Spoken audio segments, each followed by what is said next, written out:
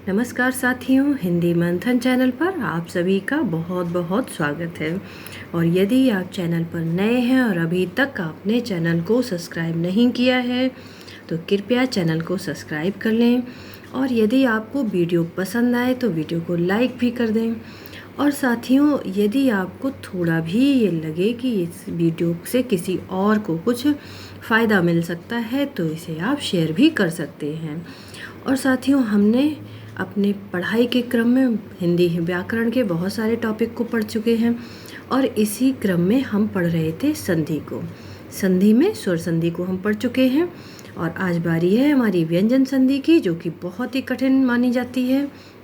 इसके इतने सारे नियम हैं कि नियमों को देखकर हम ये कंफ्यूज हो जाते हैं कि कौन सा नियम है, कौन सा हमें याद रखना है, किसको कैसे याद करें।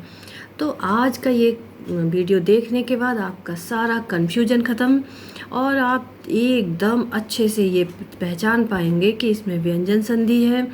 और साथ ही आपको यदि व्यंजन संधि का संधि विच्छेद करने को आता है तो आप वो भी बड़े आराम से कर पाएंगे। बस 5 या 10 मिनट की बात होगी। आपको केवल कुछ चीज़ें याद करके देखिए, याद तो करना पड़ेगा, कुछ ना कुछ तो इसमें याद करना ही पड़ेगा, समझना भी होता है, साथ में हमें कुछ चीज़ें याद भी करनी पड़ती हैं। तो इसको याद करके आप एक अच्छे से अपने क्वेश्चन को तैयार कर सकते हैं कि हम व्यंजन संधि को किस तरह से संधि विच्छेद करें और इसको पहचानें कैसे। बस कुछ ही सेंटेंस हैं, कुछ ही वाक्य हैं या कहिए कुछ ट्रिक हैं जिन पर आपको ध्यान रखना है, याद करना है और बस व्यंजन संधि आपकी कंप्लीट। स्वर संधि तो हम पहले ही पढ़ चुके हैं, उसमें भी हमने आपको बताया था कि किस तरह से आप शब्द को देखते ही ये पहचान लेंगे कि किस में कौन सी संधि है। तो आज उसी तरह से हम व्यंजन संधि लेकर आए हैं कि जिसको देखते ही यदि संधि विच्छेद पूछता है तो अधिकांश हमारी परीक्षाओं में ये दे देता है कि एक शब्द देगा और पूछेगा इसका संधि विच्छेद क्या होगा। बस हमें ये ध्यान ही नहीं रहता कि किस में क्या संधि विच्छेद हो सकता है, क्योंकि साथियों व्यंजन संधि थोड़ी सी कठिन मानी जाती है और है भी, ये थोड़ी सी कठिन है। इसमें बहुत सारे लोगों को डाउट रहता है कि किस तरह से हम संधि को पढ़ें, इसमें क्या होगा, क्योंकि इसमें शब्द पूरा का पूरा बदल जाता है। तो यहाँ पर हम कन्फ्यूजन आज पूरा ख़त्म करके अपनी व्यंजन संधि को बहुत अच्छे से पढ़ने वाले हैं। तो आइए शुरू करते हैं अपनी व्यंजन संधि।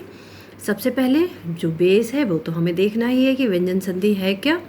कि व्यंजन का देखिए क्या लिखा हुआ है कि व्यंजन का, अब यहाँ पे ये हमें ध्यान रखना है कि व्यंजन होगा। पहले में हमें क्या रखना है कि पहले शब्द का आखिरी वर्ण जो है वो व्यंजन ही होगा। तो कह रहा है कि व्यंजन का व्यंजन के साथ, किसके साथ, व्यंजन का व्यंजन के साथ या किसी स्वर के साथ, दोनों चीज़ें हो सकती है। यहाँ पर ये ध्यान रखना है कि व्यंजन तो होगा ही, उसका व्यंजन के साथ या किसी स्वर के साथ मेल होने पर जो विकार होता है उसे ही हम व्यंजन संधि कहते हैं। तो आपको समझ में आ गया होगा कि व्यंजन का व्यंजन के साथ या किसी स्वर के साथ, जैसे कि स्वर संधि में हमने पढ़ा था कि स्वर का स्वर के साथ मेल होता है, लेकिन यहाँ पर व्यंजन संधि में आगे दूसरे वर्ण का पहला दूसरा वर्ण जो है वो व्यंजन भी हो सकता है और स्वर भी हो सकता है, लेकिन पहले शब्द का आखिरी वर्ण जो है वो व्यंजन ही होगा। आगे देखते हैं क्या लिखा है।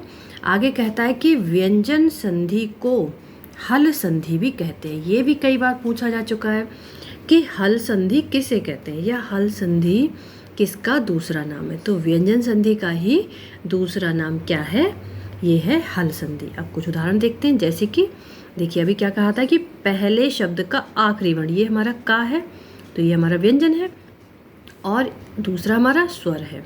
तो यहाँ पर ये क्या होगा, दिक प्लस अंबर अर्थात क और आ दोनों को मिला तो क्या हो गया, दिगंबर। इसी तरह से दिक प्लस गज। अब यहाँ पर देखिए ये भी व्यंजन और ये भी व्यंजन।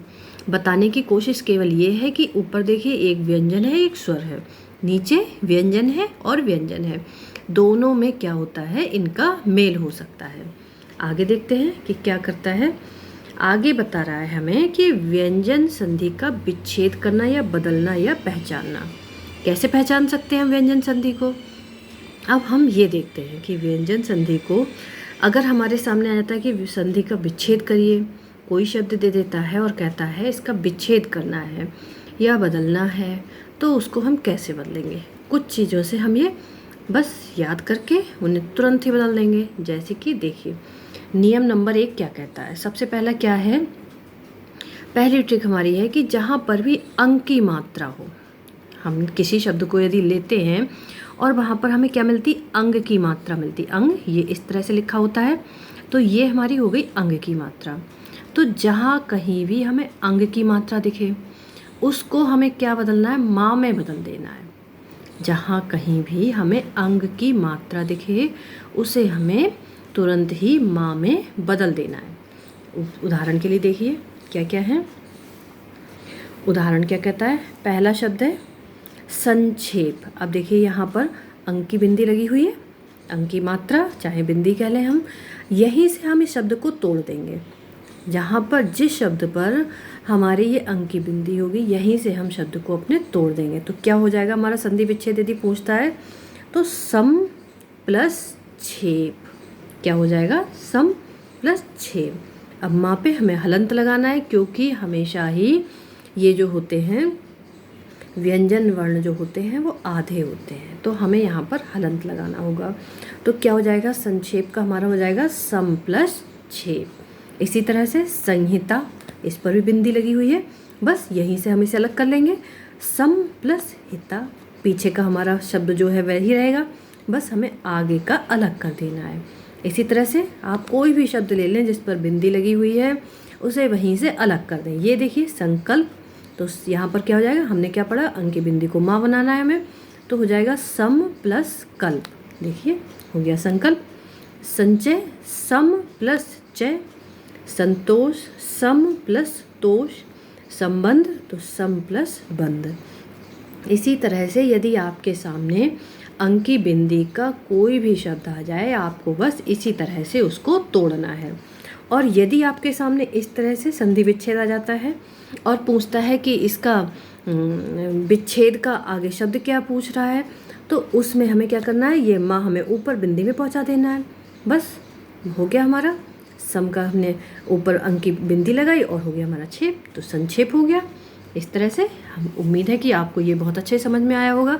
आगे देखते हैं आगे क्या कहता है। दूसरा हमारा है ट्रिक, हमारी दूसरी क्या कहती है कि जहाँ पर भी आधा ना क्या दिखे, हमें जहाँ पर भी आधा ना दिख जाए, आधा चा दिख जाए, आधा ला दिख जाए या आधा जा मिल जाए या फिर दा हो, ध्यान रखेंगे हम, आधा ना, आधा चा, आधा ला, आधा जा या फिर दा, तो हम इसे बदलकर क्या कर देते हैं, इसका ता कर देते हैं। क्या करते हैं, इसका बदलकर हम ता कर देते हैं।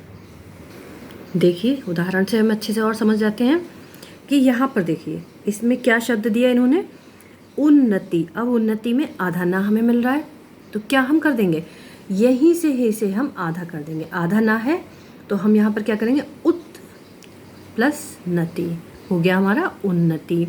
अब आता है हमारा उद्भव। उद्भव हमने क्या पढ़ा था कि दा भी हो तो भी, तो उद का दा का भी हम क्या कर देंगे, ता कर देंगे, तो क्या हो जाएगा उत प्लस भव। उच्चारण, चा का भी हम ता कर देंगे, तो हमारा हो जाएगा उत प्लस चारण। उल्लेख, आधा ला है तो क्या हो जाएगा उत प्लस लेख। सज्जन, आधा जा है, जा भी हमारा देखिए ऊपर था, तो इसका क्या हो जाएगा सत प्लस जन। देखिए कितनी आसानी से हमने सारे शब्दों को इनका संधि विच्छेद बड़ी आसानी से कर लिया। बस हमें याद क्या रखना हुआ, एक लाइन हमारी कि जहाँ कहीं पर हमें आधा ना, आधा चा, आधा ला, आधा जा या दा दिखे, बस वहीं पर हमें उसे ता कर देना है। अब आगे देखते हैं क्या कहता है। आगे कहता है कि जहाँ कहीं पर गा हो, क्या हो, गा हो, जहाँ कहीं पर हमें गा मिले तो उसे हमें क्या बदल देना है, उसे हमें का में बदल देना है। क्या करना है, उसे हम का में बदल लें। क्या करें, जहाँ कहीं पर हमें गा दिखेगा उसे हमें किस में बदलना है, का में बदल देना है। देखिए क्या लिखा हुआ है उदाहरण में, दिग्गज। अब यहाँ पर हमें आधा गा मिला तो हम इसको दिक कर देंगे। का हमें क्या करना था, यही तो हमने पढ़ा है कि हमें गा का बना देना है, तो बस दिग यानी कि दिक प्लस गज हो गया हमारा। अब यहाँ पर क्योंकि आधा गा है तो हमने यहाँ पर आधा का बनाया। इसी तरह से दिगंबर, अब यहाँ पर हमारा पूरा का है, गा है तो इसे भी हमें कर देना है। इसमें हमें कोई दिक्कत नहीं, चाहे पूरा हो या फिर आधा हो, हमें बनाना उसका का ही है। तो क्या हो जाएगा, दिक प्लस अंबर, दिगंबर। अगला है बागीश, गा, हमें इसका का कर देना है तो क्या हो जाएगा। अब क्योंकि यहाँ पर ये देखिए ईश, ई की मात्रा है, गा का तो हम का कर देंगे, लेकिन ये ई की मात्रा इसे हमें अलग करना पड़ेगा। तो क्या हो जाएगा, बाग प्लस ईश। अगला है हमारा शब्द बाग जाल, वही बाग है तो गा का हमें का करना है तो क्या हो जाएगा, बाग प्लस जाल। तो यहाँ पर भी हमने बड़ी आसानी से देख लिया कि इन सारे शब्दों को जो कि इतने कठिन थे, हमने बड़ी आसानी से इन्हें बदल दिया, इनका विच्छेद कर लिया। आगे देखते हैं। अब अगला नियम हमारा कहता है कि जहाँ कहीं भी हमारा डा दिखेगा, जहाँ कहीं भी हमें डा मिल जाएगा, इस डा को हम तुरंत किस में बदल देंगे, टा में बदल देंगे। जहाँ कहीं हमें डा दिखा उसे हमें क्या बदलना है, टा में बदल देना है। तो क्या हो जाएगा हमारा, देखिए उदाहरण देखिए, ये है बड़ानन, बड़ानन। तो यहाँ डा को हमने क्या किया, हमें क्या बदलना है, इसमें टा में बदलना है। तो क्या हो गया, बट प्लस आनन हो गया हमारा बटानन। दूसरा उदाहरण देखिए क्या लिखा हुआ है, षडानन, षडानन यानी कि डा आया हमारा, क्या बदल देना है, जैसे ही हमें डा दिखेगा तुरंत हम सोच लेंगे कि हमें क्या बदलना है इसका, हमें तो इसका टा करना है। तो क्या हो जाएगा, सट प्लस आनन। अब देखिए यहाँ पर क्योंकि हमें यहाँ टा लिखना है तो हमने क्या किया, टा कर दिया, यहाँ पर सट हो गया, और ये आ का डंडा क्योंकि ये आ है तो इधर पहुँच जाएगा, तो हो जाएगा हमारा षट प्लस आनन। इसी तरह से षड यंत्र तो हो जाएगा षट प्लस यंत्र। षड दर्शन तो षट प्लस दर्शन। देखिए कितने आसानी से हमने डा को टा में बदलकर अच्छे से संधि विच्छेद कर लिया। अगला हमारा कहता है नियम कि जहाँ पर हमें जा दिख जाए, क्या कर जाए कि जहाँ कहीं भी हमें जा दिखे उसे हमें चा में बदल देना है। बस जहाँ हमें जा दिखेगा उसे हम केवल किस में बदल देंगे, चा में। क्या याद रखना है कि जहाँ भी जा दिखा उसे हम केवल बदलेंगे चा में। याद बस इतना ही करना है, बस हमारा संधि विच्छेद हो जाएगा। जैसे कि उदाहरण दिया आज़ादी, आज़ादी में हमें जा को क्या बदलना है, चा में बदलना है। तो क्या हो जाएगा, अच प्लस आदि, अच प्लस आदि। अब अगला उदाहरण अजंत, अजंत जा को चा में बदलना है, अच प्लस अंत, अच प्लस अंत। तो ये हमारे हो गए। अगला कहता है नियम हमारा कि चा जहाँ हो, क्या कहता है, जहाँ पर चा हो, ये तो हमने जा को चा में बदला, अब यहाँ पर आ गया चा, तो चा जहाँ पर हमें दिखता है उसके स्थान पर चा छा कर देते हैं। और यदि हमें इसका संधि विच्छेद का, इसका संधि विच्छेद का शब्द बनाना है तो उसको हम हटा देंगे। मतलब है कि या तो चाछा लगा देंगे या चाछा हटा देंगे। यदि हमारे सामने शब्द आता है स्वच्छंद, स्वच्छंद, तो हमने क्या कहा कि यदि चा है तो चा के स्थान पर चाछा हो जाएगा, और चाछा है तो उसे हम हटा देंगे। तो ये क्या करेंगे हम, चाछा, यहाँ हमारा स्वच्छंद में चाछा आ रहा है तो हमें इसे हटाना है, तो हम क्या कर देंगे, स्वा प्लस छंद, चा को हम हटा देंगे। स्वच्छंद का क्या हो जाएगा, स्वा प्लस छंद, तो हमारा हो गया स्वच्छंद। इसी तरह से अनुच्छेद, हमें चा यहाँ भी हटाना है तो क्या करेंगे, अनु प्लस छेद, अनु प्लस छेद। और इसी तरह से विच्छेद, विच्छेद के हमें यहाँ पे भी चा हटा देना, तो क्या हो जाएगा, वि प्लस छेद। और यदि हमसे ये संधि विच्छेद करके शब्द का पूछ लेता है और ये पूछता है कि इसके संधि विच्छेद का क्या होगा, हमारा शब्द क्या होगा, तो हम इसको क्या करेंगे, इसमें चा हम जोड़ देंगे। स्व चा जोड़ दिया हमने तो हो गया स्वच्छंद। अनु चा छा हो गया हमारा तो अनुच्छेद। वी के संग चा जोड़ दिया, विच्छेद हो गया। तो इस तरह से हमें ये दोनों चीज़ें याद रखनी होंगी कि अगर हमें शब्द पूछता है, किसी शब्द का हमसे विच्छेद करवाता है तो हमें चा उसमें से हटा देना है, और यदि विच्छेद से हमें शब्द बनवाता है तो हमें उसमें चा जोड़ देना है। उम्मीद है अच्छे से समझ गए होंगे आप लोग। अगला नियम कहता है कि अगर कहीं भी हमें इश्क आए, इश्क आए या फिर इस आए, तो संधि विच्छेद में दोनों ही हट जाते हैं। क्या करते हैं, तो संधि विच्छेद में हम इन दोनों को ही हटा देंगे। जैसे कि परिष्कृति, अब ये परिष्कृति शब्द है तो हम क्या करेंगे, इस इस को हटा देंगे यहाँ पर से। यदि ये हमारा इस है या फिर ये इस तरह का इस आ जाता तो हम इसको हटा देते, तो हमारा शब्द क्या बनेगा, परिधन कृति। और यदि हमसे संधि विच्छेद देखकर शब्द पूछ लेता है कि किस तरह से इस विच्छेद को शब्द बनेगा, तो हम क्या करेंगे, इसमें इस जोड़ देते हैं, बस हमारा हो जाएगा। तो क्या हो जाएगा, परिधन कृति। इसी तरह से परिष्कार का परिधनकार, इस शा को हम हटा देंगे और हमारा शब्द का संधि विच्छेद हमें मिल जाएगा। तो ये भी आप याद रखेंगे। अगला कहता है हमारा कि जहाँ कहीं भी इष्ट हो। अब ये तो हमने इश्क पढ़ा था, अब यहाँ पर हो गया जहाँ कहीं भी शठ हो तो इसका स्था हो जाता है। हमें जहाँ कहीं भी ये षटकोण वाला आधा शा और ठा दिखेगा उसका हम क्या कर देंगे, स्था कर देंगे। बस इतना सा ही तो हमें ध्यान रखना है। ये शब्द बहुत पूछे जाते हैं इस तरह के, और ये इसलिए पूछे जाते हैं क्योंकि कुछ जो बच्चे होते हैं उन्हें ये लगता है कि ये विसर्ग संधि में आएगा, क्योंकि निष्ठा ऐसा शब्द है जो विसर्ग संधि में भी आता है। तो यहाँ पर ये पूछता है यदि, तो ये हमें ध्यान रखना है कि ये सब शब्द हमारे विसर्ग संधि में नहीं आते हैं, ये सब व्यंजन संधि के शब्द हैं। इनको हम यदि ये लाइन याद रखेंगे तो हमें खुद ही याद रहेगा कि ये हमारी व्यंजन संधि है। तो जहाँ पर भी हमें षटकोण वाला आधा शा और ठा दिख जाता है तो इसका हम आधा सा और था स्था कर देते हैं। जैसे कि देखिए ये लिखा है निष्ठा, आधा शा और ठा मिल गया हमें, तो हम क्या कर देंगे, नी प्लस स्था, नी प्लस स्था। समझ में आ गया होगा आपकी कि हमें क्या कर देना है, इस षटकोण वाले शा को, ये जो है इसको हम इस वाले इस में बदल देंगे। ठीक है, ये समझ में आ गया होगा। आगे है प्रतिष्ठा, बस वही प्रति प्लस इष्ठा, यहाँ पे हमने इस कर दिया। बस अनुष्ठान, अनु धन स्थान, ये बहुत पूछा जाता है क्योंकि बहुत कम बच्चे ही ये बता पाएंगे। अनुष्ठान में क्या होगा, अनुष्ठान का कि अनुधन स्थान होता है, क्योंकि हमारा यहाँ पर स्था होना है और यहाँ पर हमारे पीछे ना है, तो क्या हो जाएगा हमारा अनुधन स्थान। तो ये भी बहुत अच्छे से हम समझ चुके कि हाँ किसको हमें कैसे बदलना है। अब लास्ट हमारा क्या कहता है, लास्ट कहता है कि जहाँ कहीं भी हमें ये षटकोण वाला शा मिलेगा उसको हम इस वाले शा में बदल देंगे। क्या करेंगे कि जहाँ कहीं भी हमें ये षटकोण वाला शा दिखेगा उसको हम इस छोटे शा में बदल देंगे। तो कौन सा है, देखिए उदाहरण देखिए, निषेध। निषेध में हम क्या करेंगे, नी और हमें ये बदलना है सेध कर दिया, बस हो गया हमारा विच्छेद। विषम, तो विषम में इसको हमें सा बदलना है तो हो गया बी धन सम। इस तरह से हम इन शब्दों को बदल देंगे।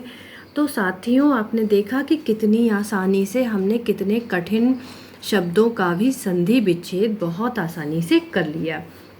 आप यदि चाहें तो कोई भी शब्द ले आए, इनसे आगे कहीं जाना ही नहीं है। साथियों व्याकरण में बहुत कठिन कठिन चीज़ें भी होती हैं और ये जो हमारी व्यंजन संधि है इसके नियम इतने सारे हैं कि आपको इसमें अगर याद करेंगे तो उनमें कन्फ्यूजन ही रहेगा कि इसमें कौन सा नियम लगेगा, क्योंकि एक एक वर्ण के बहुत बहुत सारे नियम है कि जैसे कि ता के साथ इतना सारा उन्होंने दिया होता है कि इसके साथ ये लगने पर ये बन जाता है, ये लगने पर ये बन जाता है, जिनसे कि बच्चों को बहुत कन्फ्यूजन होता है। तो साथियों जब हमें एक अच्छा तरीका मिल रहा है कि हम आसानी से उन्हें विच्छेद कर पाएँ शब्दों को, ज़्यादातर यही पूछता है शब्दों का कि शब्द दे देगा और कहेगा इसका विच्छेद करके बताइए, क्योंकि व्यंजन संधि में विच्छेद करने पर बिल्कुल पूरे के पूरे वर्ण बदल जाते हैं, इसीलिए ज़्यादातर व्यंजन संधि ही परीक्षाओं में पूछी जाती है संधि में। तो आज हम ये देख चुके कि अगर हम ये कुछ समय, केवल कुछ समय 10 मिनट भी नहीं लगेगा आपको, यदि आप ये 9 जो हमने वाक्य लिखे हुए हैं ये याद कर लेंगे, या 9 ट्रिक कहें आप इन्हें, चाहे वाक्य कहें या नियम कहें, इनको याद करके आप अपनी व्यंजन संधि का नंबर पक्का कर लेंगे। यदि इसके बाद आपके पास कोई भी वर्ण आता है, कोई भी शब्द आता है जिसका आपको संधि विच्छेद करना है, आप बड़ी आसानी से कर पाएंगे। और संधि विच्छेद यदि दिया हुआ है तो उसका भी आप पूरा वर्ण बना पाएंगे। तो इस तरह से साथियों, ये एक कोशिश थी कि आपका समय बचाकर और आपको बहुत अच्छी से जानकारी दी जाए, जिससे कि आज के बाद आपका व्यंजन संधि का कोई भी प्रश्न गलत ना हो और आप बड़ी आसानी के साथ अपनी व्यंजन संधि को बहुत अच्छे से पढ़ पाएँ। साथियों, हमारे साथ होता क्या है कि हम ये सोचते हैं कि जब हमारी परीक्षाएं सामने हैं तो हमें कुछ ऐसा मिले, ऐसा हम पढ़ें जो कि हमारे लिए कोई कन्फ्यूज़न पैदा ना करे और हमारा एकदम बिल्कुल प्रश्न भी सही हो जाए। तो उम्मीद है कि इस व्यंजन संधि को ये पढ़ने के बाद आपका भी इस तरह का कोई भी सवाल, कोई भी प्रश्न बिल्कुल गलत नहीं होगा और इसी तरह आप अपना अच्छे से अच्छा अपना बेस्ट कर पाएंगे। और साथियों, इसी उम्मीद के साथ कि आप बहुत अच्छे से पढ़ेंगे और इसी तरह आप अच्छी मेहनत करेंगे और आपका लक्ष्य आपको प्राप्त होगा। और हम आगे भी आपके साथ हैं, इसी तरह से अच्छी वीडियो लाते रहेंगे जिससे कि आपके समय की बचत हो और आप बिल्कुल अच्छे से अपने प्रश्नों को हल कर पाएँ। तो साथियों, इसके बाद बहुत जल्दी ही आपके सामने विसर्ग संधि भी हम लेकर आएंगे और उसके भी आपको बहुत अच्छे से समझाएंगे कि किस तरह से उसे हम समझ सकते हैं और उसमें हल कर सकते हैं अपने प्रश्नों को। तो साथियों, वीडियो पूरा देखने के लिए बहुत बहुत धन्यवाद। यदि वीडियो अच्छा लगा हो तो वीडियो को लाइक अवश्य कर दें और अगर यदि वही बात आपने अभी तक सब्सक्राइब ना किया हो तो सब्सक्राइब कर लें। बस पढ़ते रहिए, ज़्यादा से ज़्यादा पढ़िए, स्वस्थ रहिए, पढ़ते रहिए, बढ़ते रहिए। इसी उम्मीद से, इसी कामना के साथ फिर मिलते हैं। तब तक के लिए नमस्कार।